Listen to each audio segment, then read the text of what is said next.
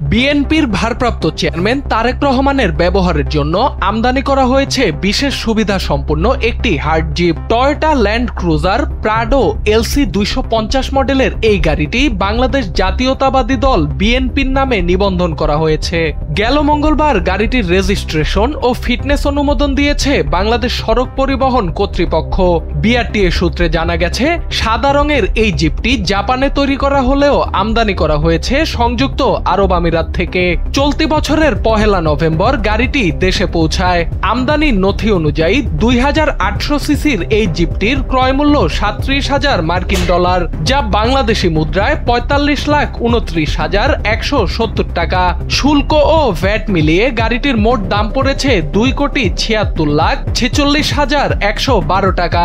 এর আগে BNP chairperson Begum Khaleda Zia ও ভারপ্রাপ্ত চেয়ারম্যান তারেক রহমানের নির্বাচনী প্রচারণার নিরাপত্তার স্বার্থে দলটিকে দুটি বুলেট প্রুফ গাড়ি কেনার অনুমতি দেয় স্বরাষ্ট্র মন্ত্রণালয়। তবে তারেক রহমানের জন্য সদ্য নিবন্ধিত এই জিপটি বুলেট প্রুফ কিনা তা দালিলিকভাবে নিশ্চিত হওয়া যায়নি।